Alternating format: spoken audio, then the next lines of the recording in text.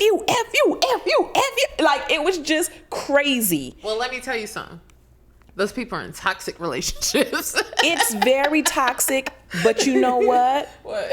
I feel like so many people are in toxic relationships and don't know when to say when. Because so many people, and I'm about to go deep on y'all. Okay, I'm ready for this. Let me sit up.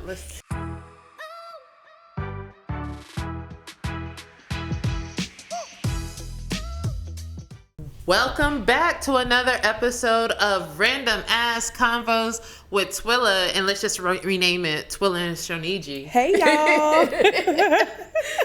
We back. We back. Thanks for coming back. Yes, thank you for having me again.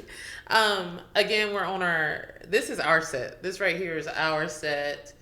You won't see me on this set with Dion or any other guests because this is the ladies. The ladies' lounge. Yes. Oh, the ladies' lounge. I love it. Yes. That's nice. What's up, girl? How you doing? I'm good, man. Yeah. Any plans? Anything on the horizon for you? You know, I'm working. Well, I'm working and I'm trying to plan some trips. Yes. Yeah. Where we going? You know what? I'm trying to get ready for Essence Festival. I've never been to Essence. I haven't either. That sounds fun. So my girlfriends, they already booking flights. Oh wow. What is going on with the airlines right now? Tickets are like $9,000 on a good day. And I'm just like, when did we get here? Right. No, that's real. So we're planning Essence and Miami. Oh, nice. Yeah, so nice. I'm trying to be out. I'm and about that. Yeah. This year, I told you in our other podcast, like this is my year. I turned 40 this year. Mm-hmm. So on my bucket list for before I turned 40 was to go to Seychelles. Mm-hmm. So me and my girls are going to Seychelles this year. I love it. Yes. Girl, I might be in that suitcase. Well, come on. I've always wanted to go there and Maldives. Oh, yeah. Mm-hmm. Yeah. So, but that seems so sexy and with your boo. Like, so for real, like I was like, Seychelles is gonna be my honeymoon spot, and seeing as how like I ain't married and I ain't engaged. You gotta live. Like, I can't wait. I'm gonna just go. Listen, the way this world and life is set up, you just gotta live for right now because nothing is guaranteed tomorrow. That's why I've really been thinking about that. I think it's a lot of stuff, especially as women, we say, like, we hold off that we're going to do, like, I'm going to wait to get a house until I'm married. Right. I'm going to wait to this till I have kids. And it's just like, at this point, I'm going to just do it because I've always wanted to do it. Mm-hmm. I don't know God's timing in life. I don't know when it's going to happen. Right. I don't know if it's going to happen. So, like, I just don't want to live life being like, man, I wish I could have.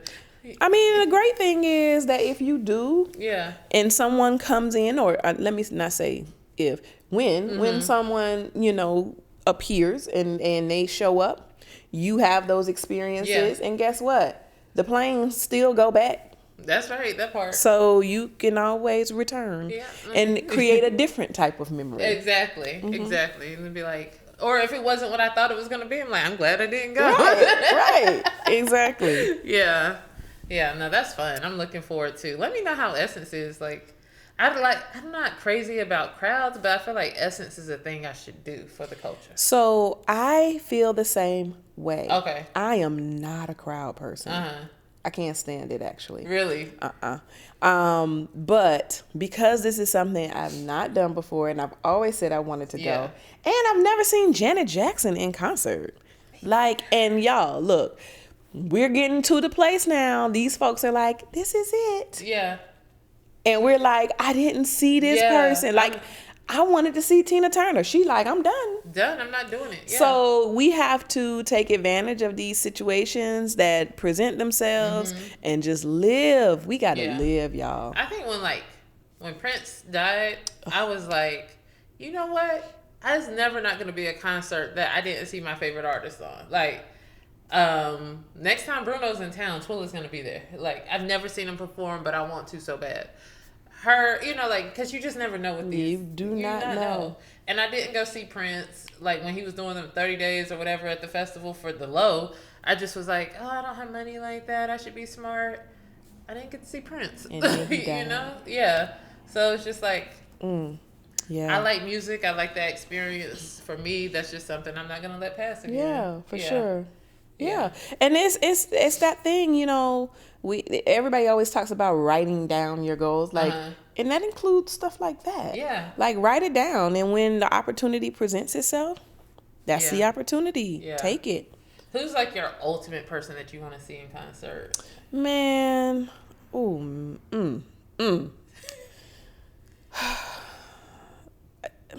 that's I don't know. Yeah. I mean, because for me, it would have been like Michael Jackson. Yeah. You know what I'm saying? Yeah. And so that's never going to happen. Right. Unless I go on Hollywood Boulevard. It's not the same. It's just not the same. Yeah. So, yeah, like, I think Michael would have been that person for me. Great. I mean, outside of Michael Jackson, it's just like, everybody else is cool to see. Yeah, it'd be nice, but I'm not just like. Yeah. I mean, I think I've seen like Lauryn Hill. Mm-hmm. She actually made it on time.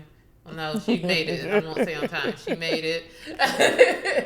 And Erykah Badu, every time I get to see her, of course I seen Beyonce. So I don't know. I was like, I don't know quite exactly. I just know that like, people I enjoy, I will go see. I went to go see Usher when he was in Vegas doing the residency. I haven't seen Usher.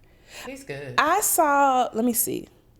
So I just recently went to a concert. I went to the night tour with Joe Maxwell and Anthony Hamilton. I wanted to go to that. It was good. Yeah. It was good. I saw Kendrick Lamar. Oh, that's a good. That was a great. It was Kendrick. SZA. Oh yeah. Who else? Q, that one. Yep. They did at the Forum. Mm-hmm. Yeah. I saw that one, which I enjoyed because I love me some Kendrick Lamar. Yeah, me too. Love. Okay, Kendrick fan. I am a Kendrick fan. Let's talk about it. You heard the new album? Of course, I've heard the new album. I heard most of the new album. Listen, it's a fantastic album, and I've seen so many different, op-eds on social media. We talked about this the last time. Everybody's got an opinion, and let me give you mine. Go ahead. So I have some favorites on that album. First of all, I think the artistry of it.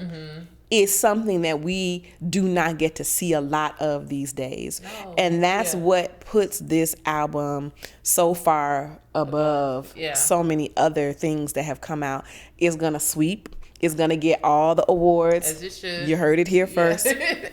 But yeah, it's the artistry of storytelling. And really good storytelling. It's such good story. Let me tell y'all something. Auntie Diaries. That song is so fire. But I think, honestly, one of my faves on the album, like I love N95, but I also love We Cry Together. And that song. That song. Storytelling in the moment, almost a little uncomfortable. The song is very uncomfortable. Like, you just... But what I think what got me was at the beginning of the song, you hear the person say, "This is what the world sounds like to me." And I have been having this conversation with friends like, God dang. Like, I literally heard, it felt like that same scenario outside my window in my living room. Wow. On 3 different occasions. Really? Yes. Like a girl and a guy standing out there going at it with one another. Yeah. F you, F you, F you, F you. Like, it was just crazy. Well, let me tell you something. Those people are in toxic relationships. It's very toxic, but you know what? What? I feel like so many people are in toxic relationships and don't know when to say when. Because so many people, and I'm about to go deep on y'all. Okay, I'm ready for this. Let me sit up. I feel like so many people, especially in the Black community, our love language is being fussed at. You see so many mothers that are cussing their sons out, their daughters, cussing them out. Yeah.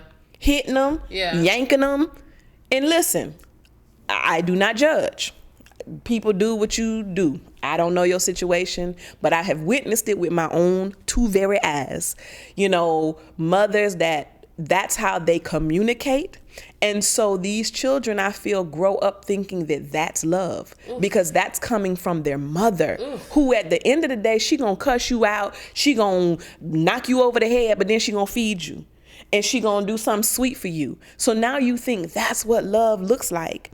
And so you grow up, and if you're not with someone that's cussing you out, you don't think that person really loves you. Oof. And so in that song, you see that arch. You know, you see that whole thing happening. And then at the end of the song, what we got going on? Right. You know what I'm saying? We in love now. And I'm like, oh my God. It's toxic. Yeah. It's awful. But this is how so many people relate to each other. That is crazy. Like, what is that steeped in? Like, for... Like, you said a lot. You said a bar. You went deep. You said a whole bar. But it was just, like, the fact that you said, like, the mothers. And a lot of times if you think, like, what position the mothers are in. And they just trying to do their best. And they just trying to make it. Absolutely. And, you know, and that's how they communicate. And that's how they keep us alive. And don't have time to do therapy. And our community is just getting hip to therapy. So, like, none of that was happening. And so generationally, that's been passed down. Yes. And that's why you have these individuals in these relationships that, number one, are emotionally just not there. And really, you know, a lot of people that don't know what a healthy relationship looks like. Yeah. And again, this is an opinion. This is, you know, from a different perspective. I think you that's deeper than an opinion. There's some truth in what you're saying. There's a lot of truth in what you're saying. Listen. Yeah, that's observational.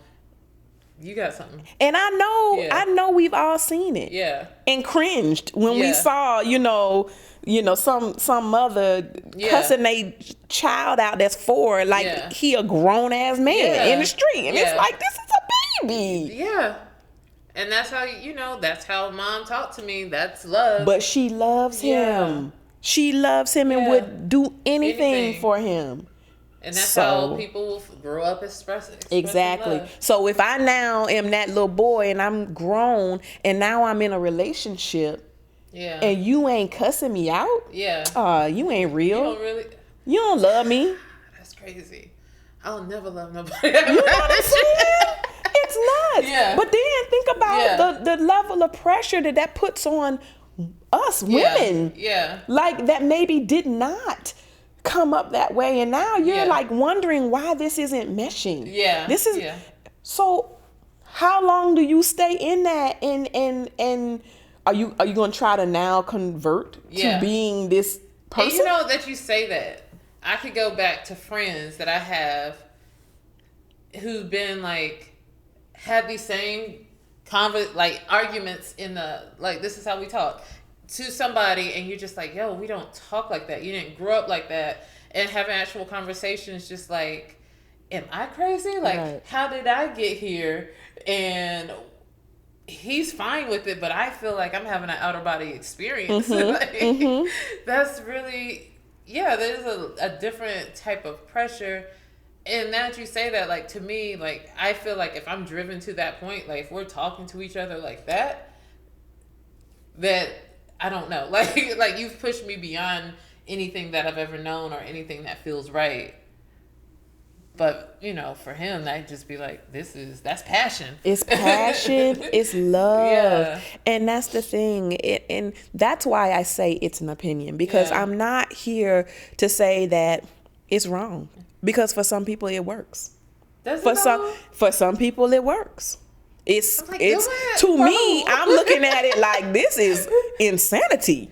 Yeah. But I mean, and I guess and I'm definitely like a very chill person. So I'm coming from like being super chill, Never had my dad raise his voice at me. Never heard my mom and dad argue.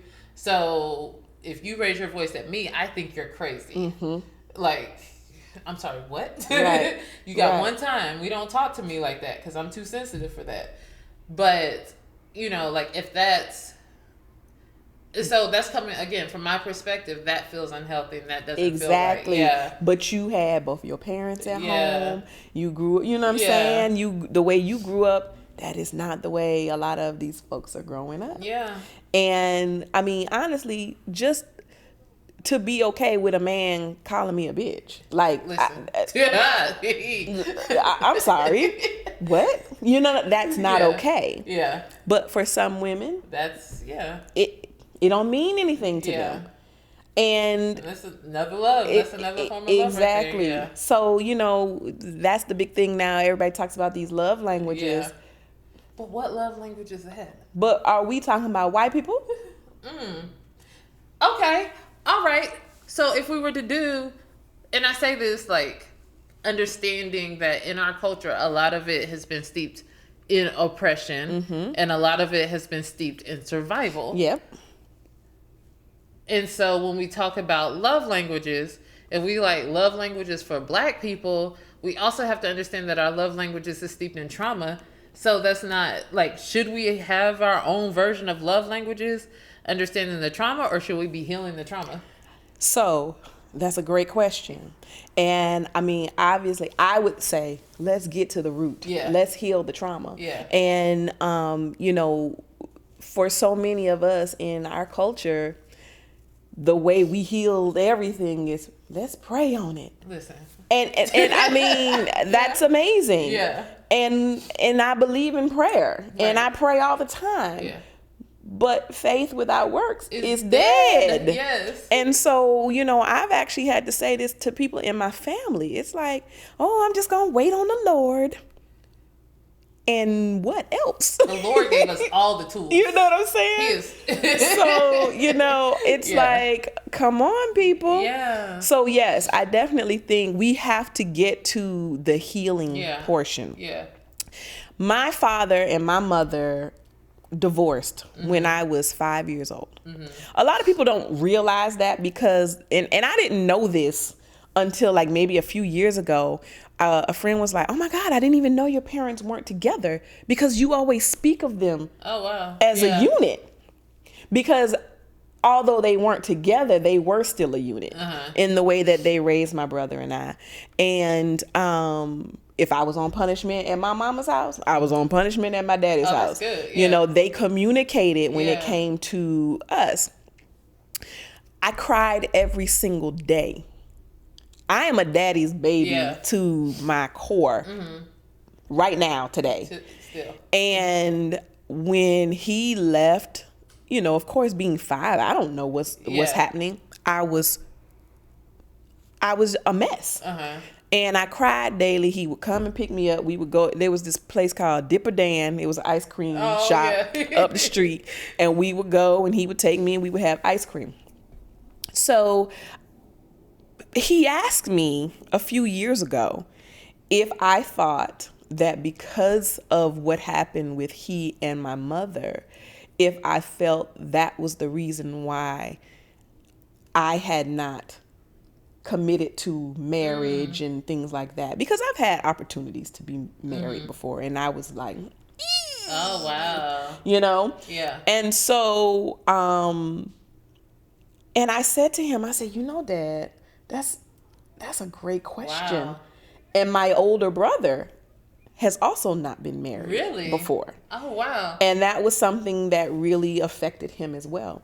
And so my father, he said to me, he said, you know, if I could go back and do anything differently, I would have gotten counseling for both of you.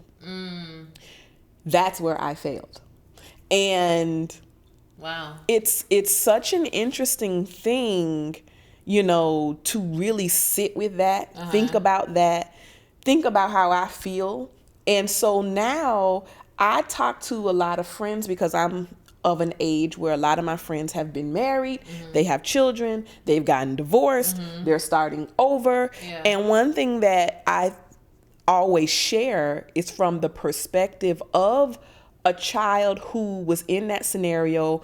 My father divorced my mother. He got remarried. He was married to my stepmother for 32 years. Oh, wow. And she passed away. But it was like we were just forced into this new situation with this new lady, and now we have to love this new lady and respect this new lady, and we don't know her. Right. You know what I mean? Yeah. Now for me, because I was so young, I'm like, oh, she's pretty, you know. But my brother, on the other hand, was not having it. Yeah. And it's like, I think people have to really pause with that and give their children more credit. And I know it's not their decision. Yeah. I know, folks are grown and you do what you do. But the same way people are like, well, we're a package.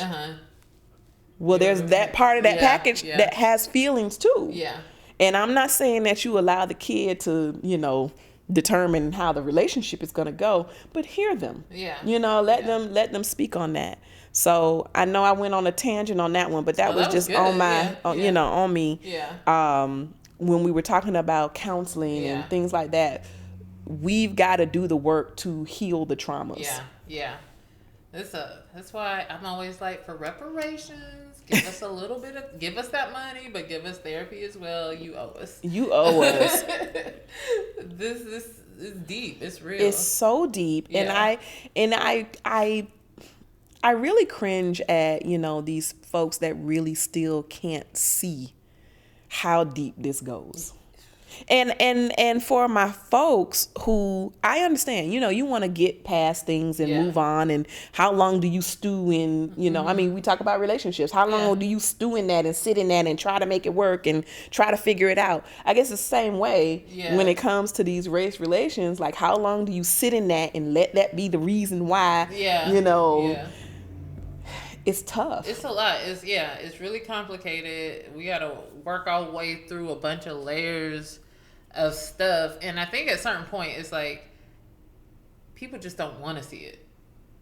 Like, it's there. It's very obvious. And I say that because we see stuff what we see on camera now, and people be like, well, what about? And you're like, no, it's not a what about. It's right there for you on camera to see. We just had this little boy, the 18-year-old boy, travel to go shoot up the store. And it's like, well, what about? No. Like, we can't call it white supremacy. He said it was white supremacy. It's like, call it what it is.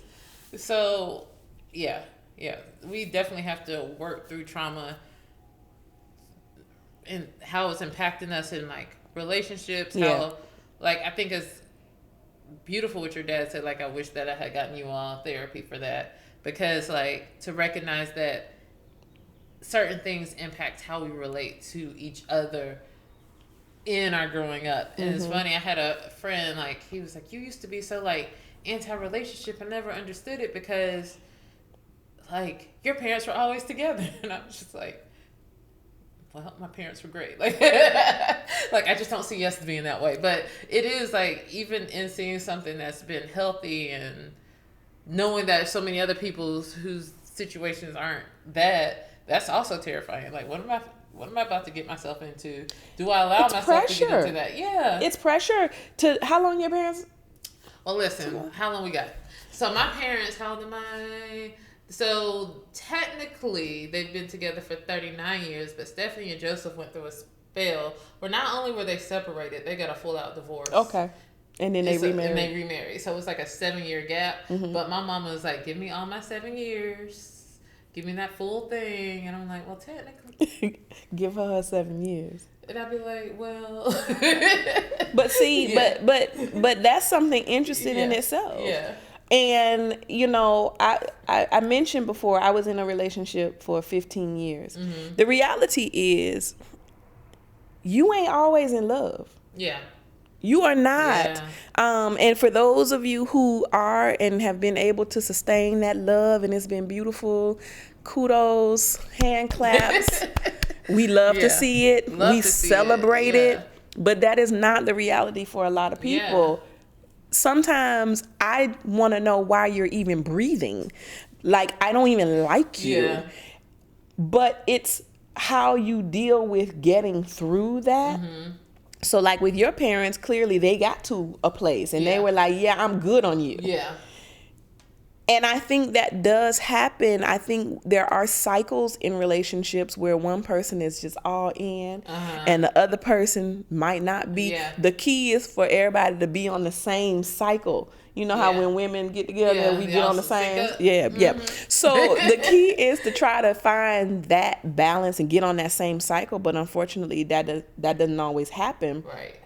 And we end up where we end up. Yeah. But the question is, how do we deal with those moments where we're like really looking at you like, just die. just die, please. Just stop breathing. I don't like the way you chew. Everything on my nerves. Yeah. I think like that's the question, but I think like to be in a relationship, and it's also like you're at a point like there's a lot of people say, I want to be like my grandparents. I want to have that love like my grandparents. But you don't know them stories. You don't know what they went through. You don't know how many families he got. Or girl, let me tell you something. My grandparents, on my mama's side. Shoot, I got a story from my daddy's side too. But on my mama's side, I always used to wonder like why they didn't sleep in the same room. So the story that my mate told us growing up was, well, you know, John like a soft mattress and I like more of a firm mattress. And we believed that until we got probably, you know, up in some age and we like, it's something to this. Yeah. But they went through some stuff, you know, but they stuck it out. And the question is, was it toxic? Yeah. You know what I'm saying? I don't know. Like, why are we, I guess, like, because my question is, like, we look at those relationships and you think about everything they went through and they stayed together. And from a woman's standpoint, like, I know, like, women couldn't have bank accounts until a certain point in life. They couldn't have credit cards. You couldn't buy your own house. So it might have been out of necessity that they stayed in these relationships. But at the same time, it's also, like, all this talk that we have about mental health and, you know, mental health being wealth and just self-love and loving self. Like, do I have to put myself through that, like, relationship? Like, is it okay? Like, I think, you know, divorce is okay. Like, a lot of church people be like, don't divorce. It's not healthy. Work through it. Pray about it. But it's like, there has to be a point where you're just like, no. Like, no, seriously. Yeah. And all that, oh, I'm just staying for the kids. The kids see that foolishness. Yeah. And they're being affected by it. Yeah. And stop doing that. So if you're staying because you want to see if it's going to change or what have you, be real about the reason why you stand. But don't put it on them kids. Yeah. Because these kids are too intuitive. Mm-hmm. They see what's going on. And if you were to have, let those children have a conversation with somebody, you'd probably be surprised at what they say about mommy and daddy's relationship, you know? Yeah. So I agree with you. It's okay to end it. It's okay. And I think so many of us, you know, I was guilty of this too. You know, you allow time to be the reason why you stay. Oh, it's, you know, we've put in so much time. Okay, Ann. How much more time we gonna? Because life is not guaranteed, and I don't want to be miserable the whole time. Right. Right. There like, has to be some ups. Time, you know, if we're lucky, we'll get some more time, you know, on the other side of this. But yeah, it's an interesting thing. And I think what it is, it boils down to fear. Period, point blank.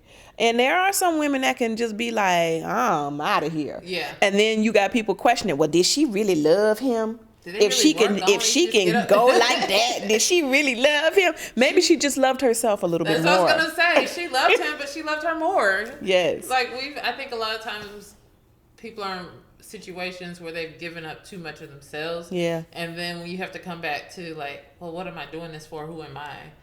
Like, you know, like you have to have a real heart to heart with yourself. Like you can love the person, of course, that you're still with them. You can love them, but it's just not. This is just not it. Like my life, God has called me to so much more than this. Yes. And then so like that's marriage. We also got people like who be in relationships without titles for a very long time. I'm not talking like life partners. I'm not talking about people who are like, well, I want to do this thing called life with you. I just don't want to be married. Like, I'm talking about people who are like, he's not quite calling you his girlfriend, but y'all do everything. As the old folks say, you playing house. Like, what are you doing? Like, how long should you stay in that type of limbo? You know, like, I want to be something more. I want to work for something more. But he's like, I'm just in these streets, and you just a really good friend. Like, is there a compromise? Like, are you... Because at one point you want to have fun. I guess that's what I'm saying. I think, first of all, I think a lot of people get it twisted, and they always assume it's the guy.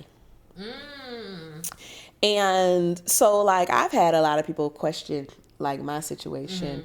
And the reality is I was with a man that wanted to be married. I did not want to be.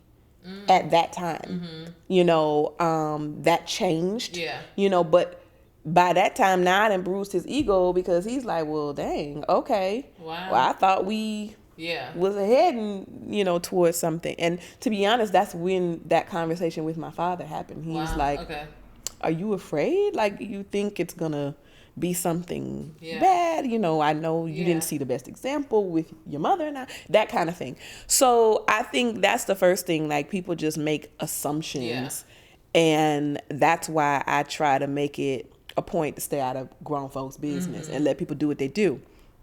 But on the flip side of that, there are a lot of people that are out here trying to get someone to turn the corner. And I think one of the biggest things that happens, and of course, y'all listen, I can only speak from a female perspective because that's what I identify with. But there are a lot of men out here that's giving false hope. And I think that's such a shitty thing to do. You know, they'll preface it by saying, well, I was honest with you. You might have been honest, but then you're constantly giving these little nuggets and dangling these little carrots. And the woman is like, oh, but there's hope. Because what you said didn't match your actions. Right. And we look at actions. Exactly. Yeah. So it's like, he said he wasn't really ready for a relationship, but I mean, but look at what he be doing. Right. Yeah. And you're like, well, I said whatever. You know. And it's like, stop giving this false hope. Yeah. Yeah. Like, for real, y'all. Look, the moment that you have a conversation with a woman, I'm about to bless somebody with some word today. Help them out. So, fellas, the moment you meet a woman, y'all could really be vibing. And maybe you said to her in that moment, I'm gonna just be honest with you. I'm not really in a place right now where I can give you what I think you want. You can walk away from that. Do not give her hope when you know that she wants a relationship. Right. That's just, it's evil. Yeah.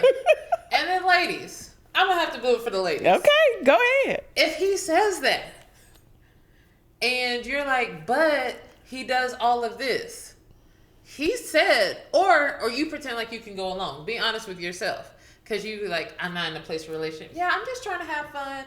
Are you really? Girl, you know you lying. Are you really trying to have fun? Because if not, he said he doesn't want a relationship right now. He's just not in that place. And it's not going to be on you to change his mind. He has to make that decision. I will say this. I do think that men are pretty straight up. What they say is what they mean. Yeah. And I do think that we fall into the trap of always trying to change their minds. Yeah. Do not do that. You will look up and it will be 10 years later and you still wondering why you just the girl that you ain't never posted on his Instagram and you... Girl, he told you. He told you. Do not think you're going to change his mind if he said to you, I'm not in the space of a relationship. Men will take whatever you give them. Yeah. Be so honest with you. Like, you deserve... I would say, like, one thing, you deserve to be honest with yourself and real about what you want. And also, it's okay to get up and walk away from that situation. Like, even if you're like, I can't believe I've been here for 2 years. Well, maybe since it's 2 years in, he'll change. If he ain't changed his mind in that 2 years, he is not changing his mind. He's not changing his mind, babe. So, I'm going to just say, like, it's never too, like, you're not too late to walk away from a situation. And it's hurtful, I'm sure. You know what I'm saying? That could not feel good, because you're like, but I'm everything that I know he... This is the thing. Men can like you. They really can like you.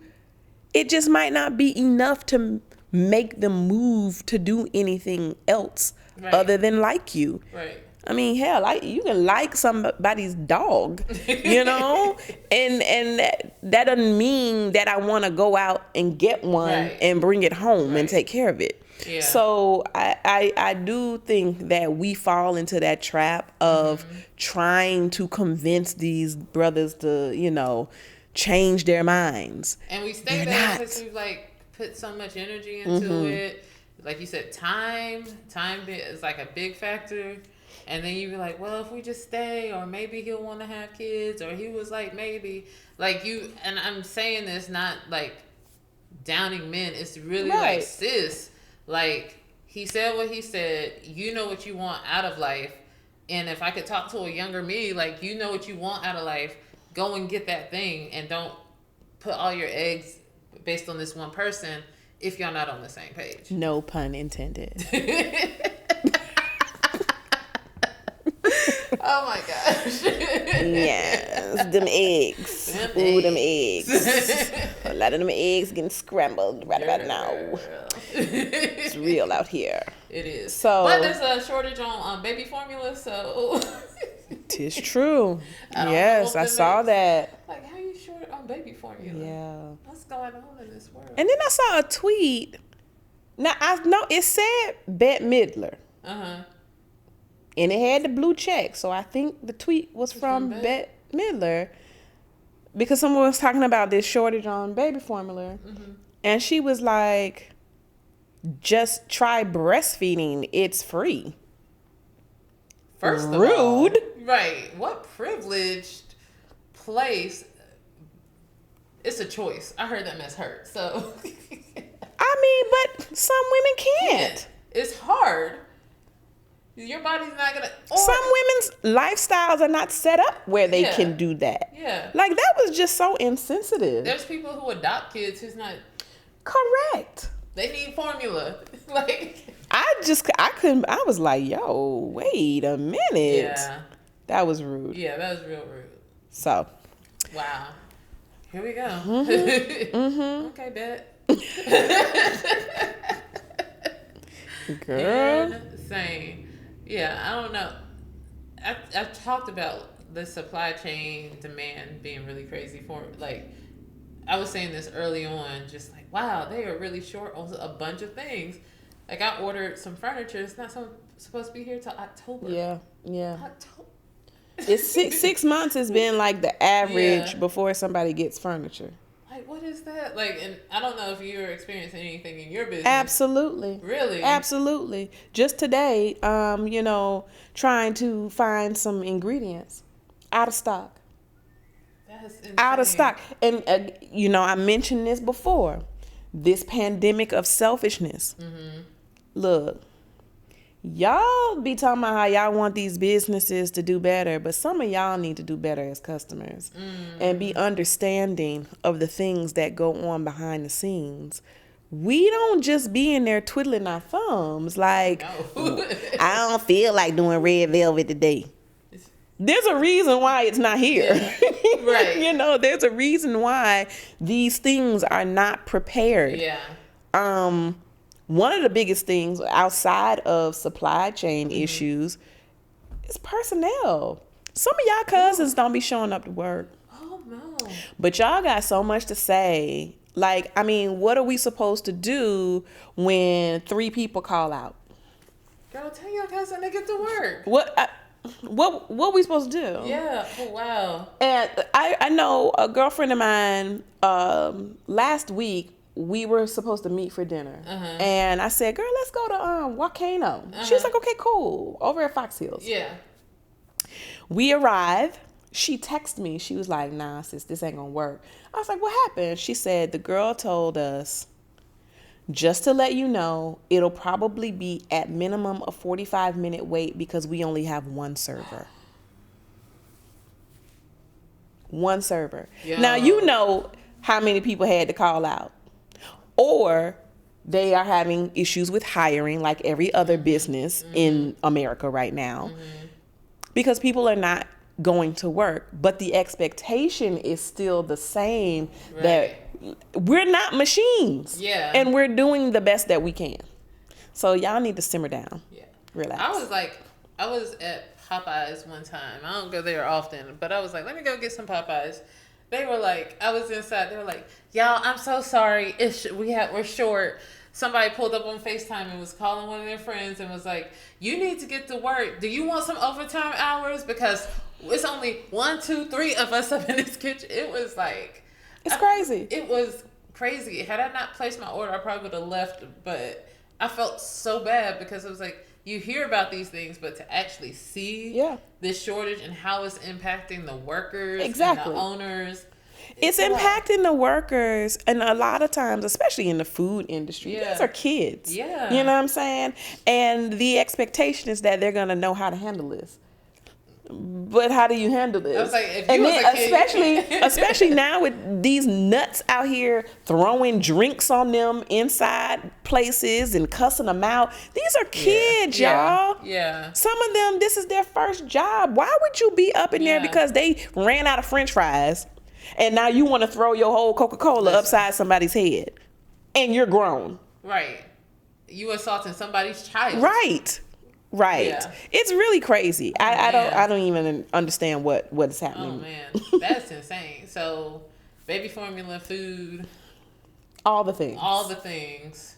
Short. What we got to do? I gotta learn to make my own furniture or something. Yeah, I mean, it may be some of these people that's not showing up to work decided to start businesses making furniture. Where y'all at?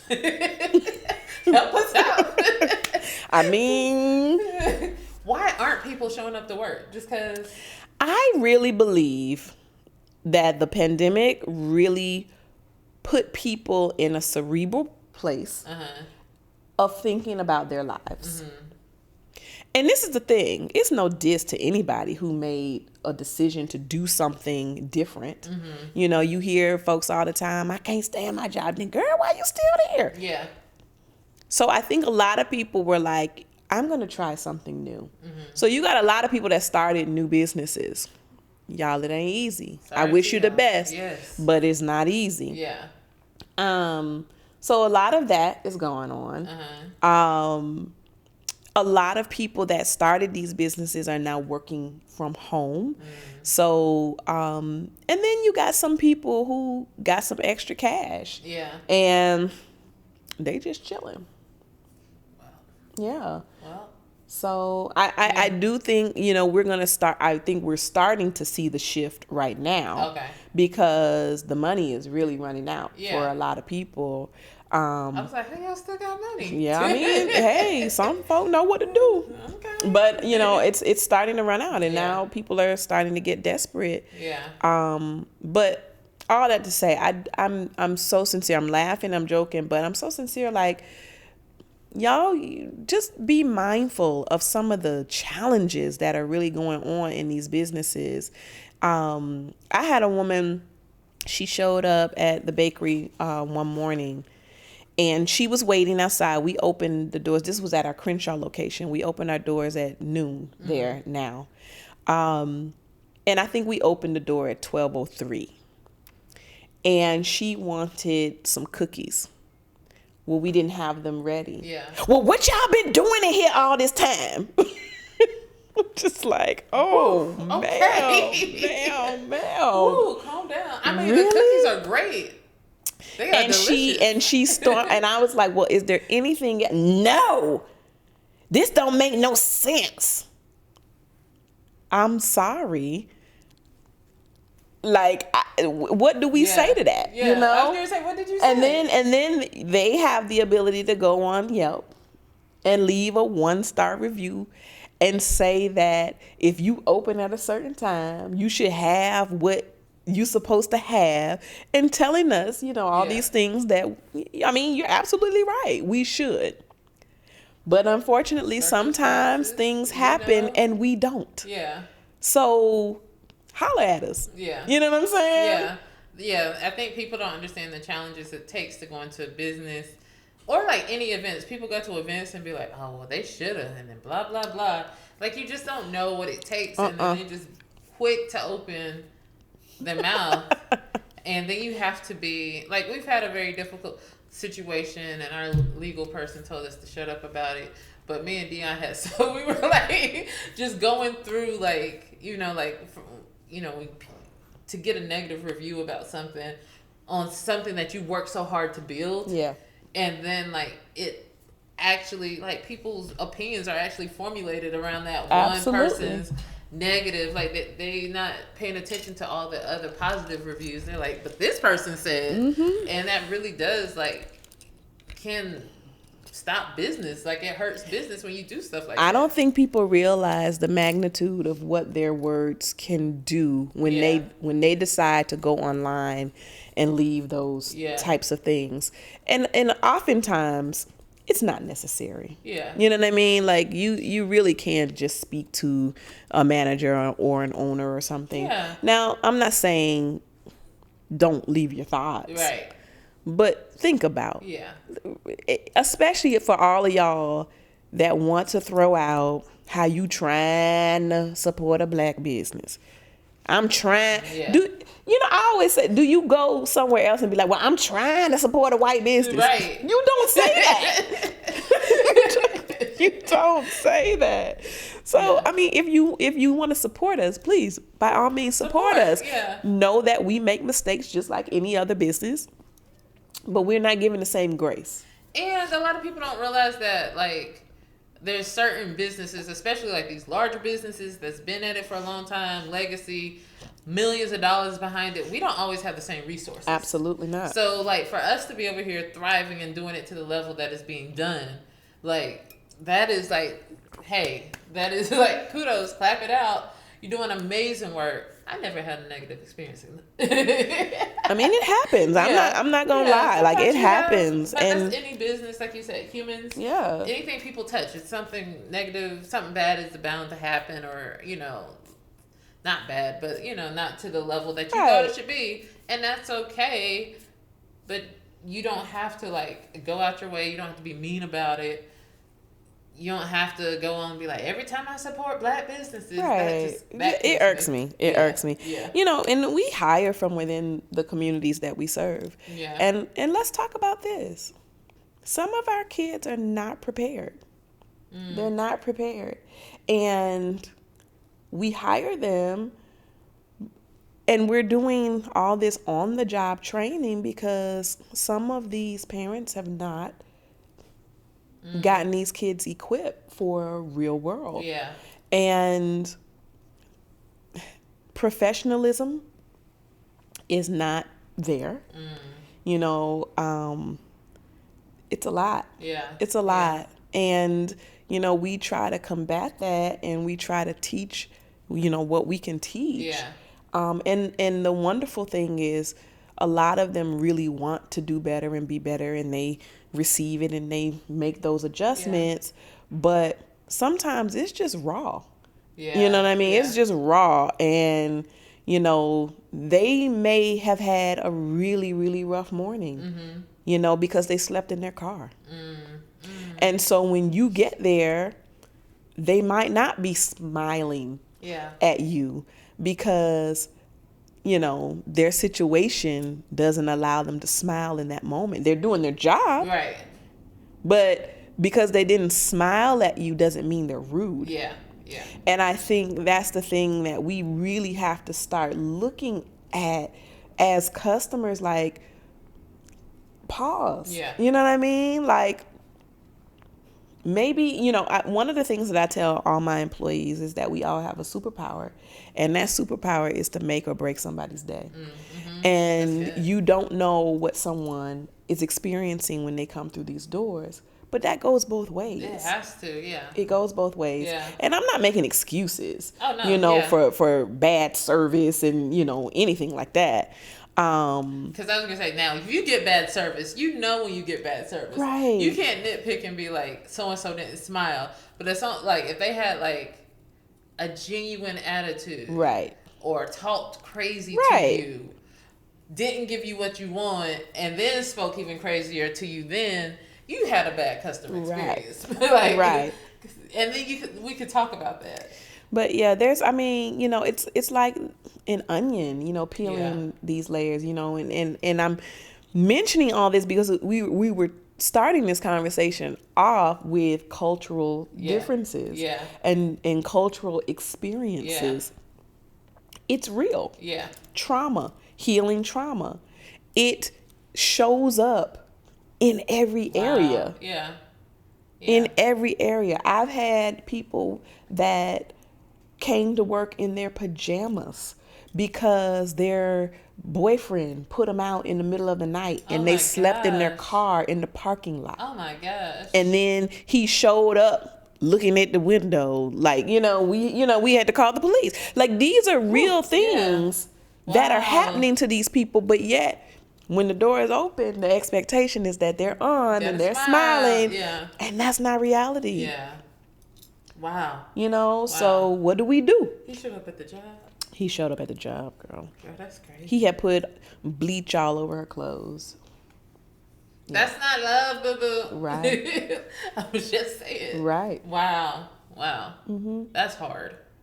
But, and then you have to go to work. But I want to say she has maybe 5 kids with him. Ooh. So is she stuck?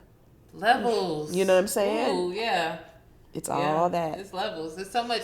I always say it's so much easier to say what you would do from the outside. Yeah. It's so much easier. And we even say, like, I acknowledge that it's hard, but, like, and then we put these choices like it's black and white. Right. And trying to acknowledge that it's hard, but you don't know the real level of hard until you're in those shoes, and that's you dealing with that. Absolutely. And that's why I say, stay out of grown folk business. Stay out of it. Unless you put it on social media, then I'm going to say something about it. You put it out there for me to comment on, then maybe I'm going to say something. But otherwise, it's none of my business. Yeah. It's tough. I mean, it's really hard because, sometimes it's a thing of you really love this person and you really want to see them win and you really want to see them be okay. And you're looking at it like, sis, you don't see this. Yeah. But yeah. What can you do? What can you do? Yeah. Yeah. It's deep. It's a lot of things that, I think it takes a person at a time. Like, it takes, like, Kendrick and his music talking about he's going to therapy. It takes, like, people that we listening to normalizing self-care and things like that, and self-love, and then really asking the question, like, well, is this love? There's a lot of work that we have to do, but I like that it's out there, it's getting out there, that people are talking about it, so that we can, like, actually start doing the work. Because before we didn't know there was work to be done. Yes. And now that we're hearing more and more about it, it's like, oh, this ain't right. It's not supposed to be like this. Like, as upset, as the world was with finding out that Jay-Z cheated on Beyonce. It's like, and then Jay-Z saying, like, well, it took me looking at my daughter to think about how I treat a woman. And I had a friend being like, why do you have to, like, wait for a daughter? Like, did he never expect, did he not think of his woman as a woman? Like, his wife is a woman? Like, the whole time he just saw her as a prize? And I was like, think about the music that we listen to. Think about the culture that we're in. Like, women are objects and something to be won, and we don't have feelings, or we're owned or a possession. So it takes levels and aha moments like that before we can actually start doing the work. and maybe in another generation or so, it'll be a little different. Like our love languages will look a little different. You remember we used to have like real love songs? I remember I'm from the era of the dances where they actually played slow jams and people was booed up and you have to tell a boy to take his hand off your booty. You know. I used to love do you realize, think about this, the last time you went to a party, a club, anywhere, and they had slow songs playing. Now it's replaced with the Caribbean set. Which, cool, but it's grinding, it's, it's very sexualized. It's not love. It's not that feeling of love. And so you talked about, the music that we hear now. Like, sometimes, I ain't gonna lie, like, I cringe. I'm like, yo, like, this is what we're doing? Like, some of the lyrics to some of these songs is so degrading. It's so disrespectful. And we like, hey. We've normalized it. And I don't care what people say, that stuff seeps into your psyche and it starts to become your thoughts. You can deny that all you want to.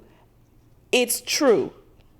It starts to become how you think. And so now you see so many men that don't value relationships, but it's a thing for situationships.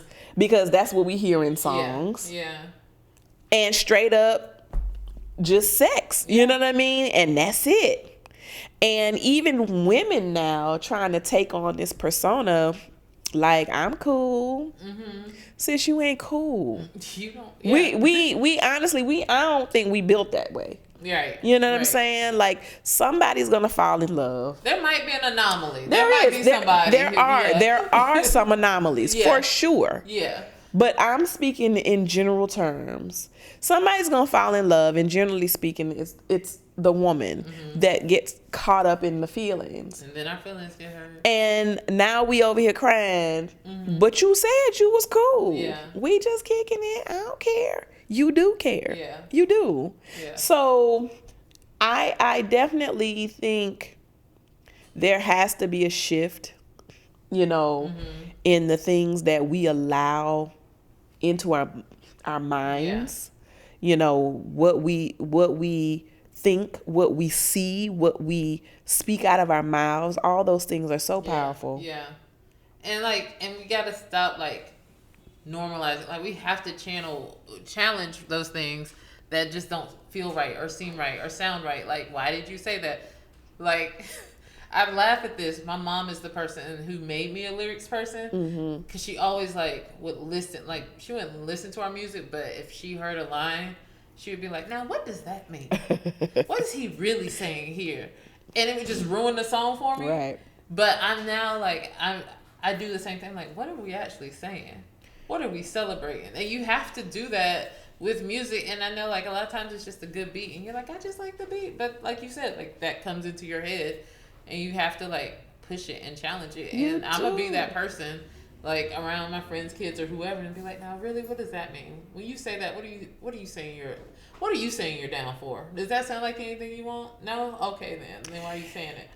I look at these dudes now, you brought up the Jay-Z and Beyonce scenario, and it makes me think, are men ever really satisfied? Like, they really will be like, oh, that's my dream girl.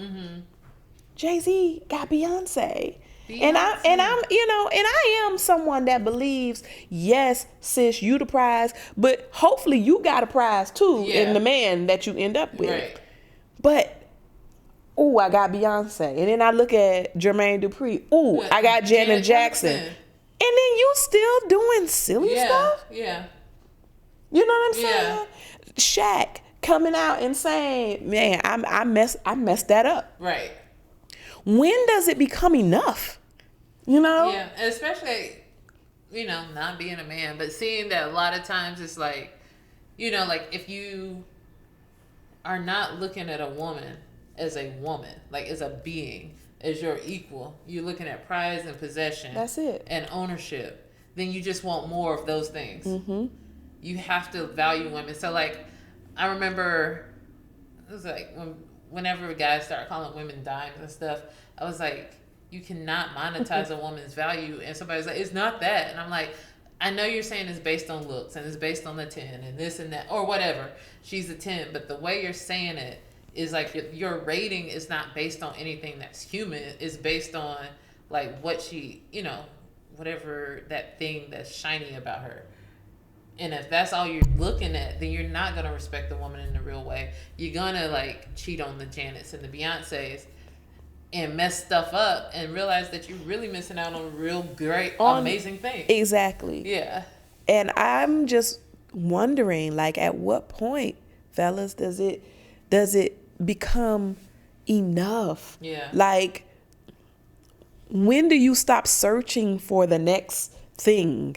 Yeah. When does the woman that you have in front of you become the one? Like she's everything I want. And even if she's not, when do you decide that you're gonna stop running to look for the next thing and actually work on what you got right in front of you? I think that comes with maturity. Does it? I mean, because a lot of, like, not age. I understand. Okay, I was like, not age, yeah. Maturity. Because listen, we're at the age where I'll be like, oh, it's not age. Not age. It sure ain't age. That's just the number. It sure ain't age. It's like maturity, but it's also like something in you. Like you have to, that's some work they got to do. Because it's a little deeper than just like. That counseling. Mm-hmm. Get you some. Basically, let's stop living in this trauma. Like heal thyself. Heal. Let's still send healing energy to all these people out here. Yes, my God. Yes. Yeah. Trauma all over the place. Yeah. We had words today. No, seriously, it's a lot. It's a lot to unpack. Yeah. It's a lot to unpack. And it just raises questions, and I think these conversations have to be had. Yeah. And I think, you know, ladies, gentlemen, keep putting that mirror up. You know, people got to see themselves. Mm-hmm. You know, so talk about it. Yeah. Talk about it. And then like challenge, like not like when you put the mirror up, not just being like, ooh, I'm cute, but like, what is my dirt? Like, what is this that I'm doing? Like, we ain't talking about y'all AKAs out there.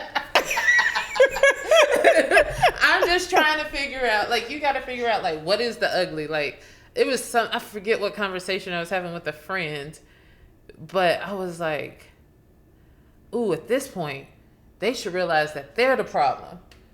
Like, if somebody's always falling out with you, right? If no woman can ever be good enough for you, like, at some point you realize that you're the problem.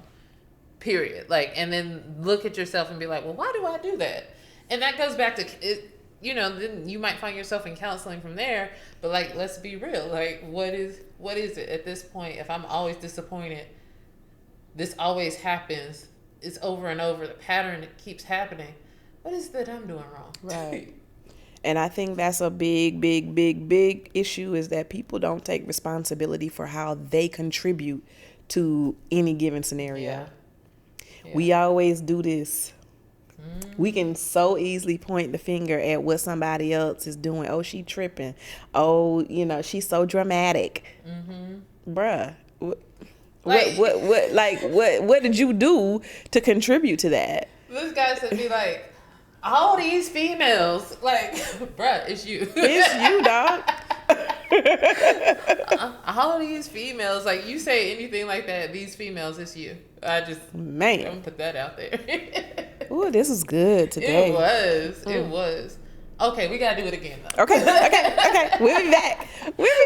I had so much fun talking with you. Thanks again. Yeah, man. Hope y'all enjoy Random Ass Convos with Twilla and Shoneji. I'm gonna change the whole logo and everything, Dion. We gonna put it in taupe. And as you know, as always, be sure to like, subscribe. Make sure you ring the notification bell so you can get notifications when we have new content up. Again, thank you so much for catching up with us on Random Ass Convos.